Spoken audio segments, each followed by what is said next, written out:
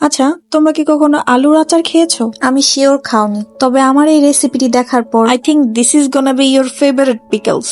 So let's go.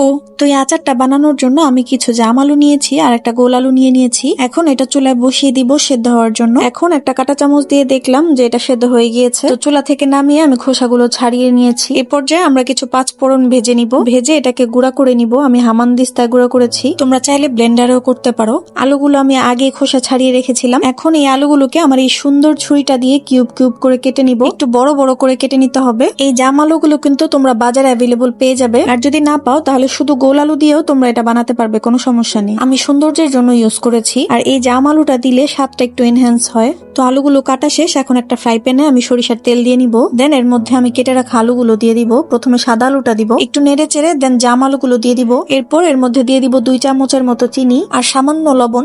এখন একটু নেড়ে চেড়ে চিনিটা আলুর সাথে মিক্স করে নিব। দেন এর মধ্যে গুঁড়া করে রাখা পাঁচফোড়ন গুলো দিয়ে দিব, দিয়ে আবার একটু সব উপকরণ গুলো মিক্স করে নামিয়ে নিব। পরিবেশন করার আগে অবশ্যই লেবু রস দিতে হবে। লেবু রস না দিলে কিন্তু এই আচারের স্বাদটাই পাওয়া যাবে না। ভিডিওটি ভালো লেগে থাকলে লাইক, কমেন্ট এবং শেয়ার করে দিও। বাই।